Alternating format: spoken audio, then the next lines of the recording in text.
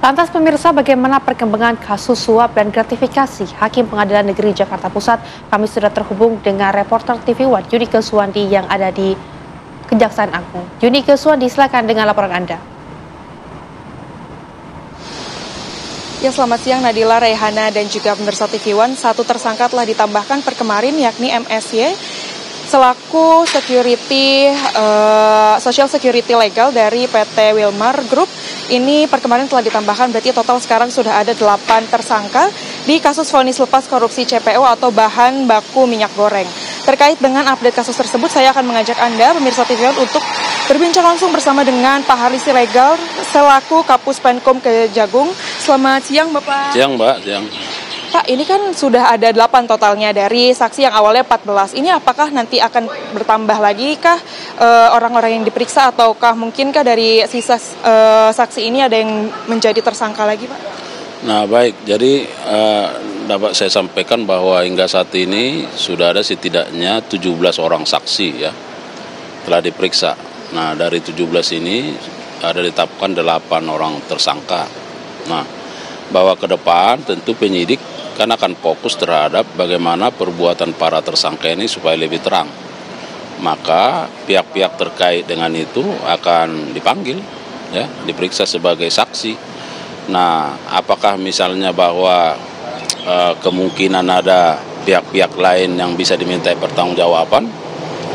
Saya kira sangat tergantung dengan apakah ada bukti atau fakta hukum ya yang mengkaitkan sehingga pihak tersebut atau orang lain itu bisa dimintai pertanggungjawaban pidana ya.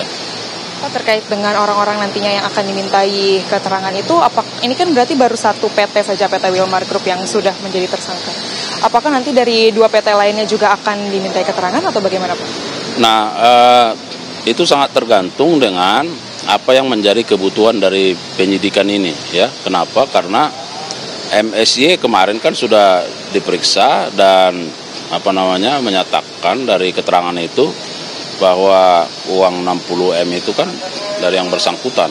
Nah, sekarang apakah misalnya bahwa itu murni dari dia atau ada dari pihak tertentu atau dari siapa atau dari korporasi? Nah, ini terus saya kira akan digali oleh penyidik ya. Maka ke depan ini penyidik akan menjadwalkan terkait dengan permintaan keterangan atau pemeriksaan sebagai saksi terhadap banyak pihak ya dari perkara ini.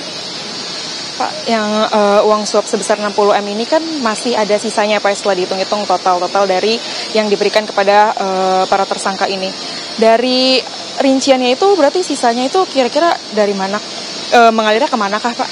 Nah, itu juga sedang digali oleh penyidik. Tapi bagi penyidik sesungguhnya begini, Mbak, karena pasal-pasal persangkaan ini adalah pasal suap dan atau gratifikasi.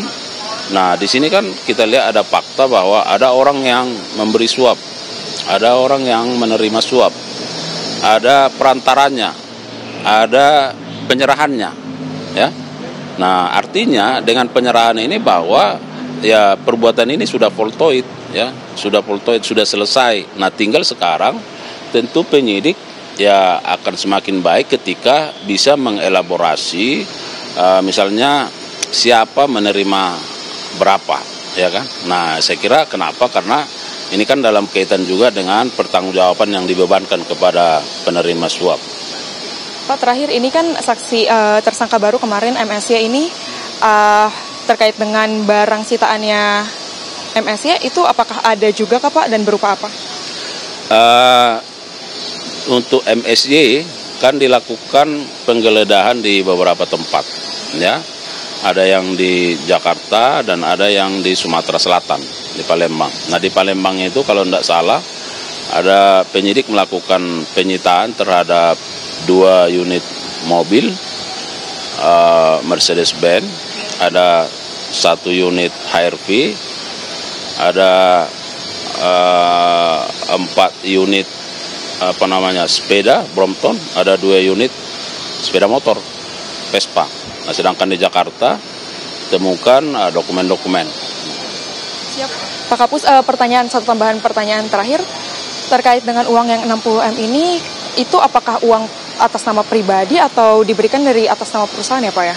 Nah itu yang saya sebutkan tadi, kan nggak ujuk-ujuk bahwa misalnya MSC menyanggupi 60M dari dia misalnya, ya kan? Nah kalau dari dia, kita kan akan telusuri. Nah apa memang dia punya uang sebanyak itu? Lalu apa kaitannya antara dia dengan para tersangka ini, ya kan? Apakah dia punya kepentingan, interest di situ, ya kan? Atau dia hanya mewakili pihak lain? Nah, ya semua itu nanti akan kita lihat perkembangannya, ya. Terima kasih atas waktunya Bapak Nadila, Rehana, dan juga pemirsa TV One. Saat ini Kejagung telah menyita barang cetakan dari ke-8 tersangka dan masih ada juga yang berada di Sumatera Selatan atau tepatnya di kediaman dari MS-nya sendiri. Sementara itu yang dapat saya sampaikan, kembali ke Anda di studio. Baik, Yunika, terima kasih untuk informasinya. Selamat kembali beraktivitas.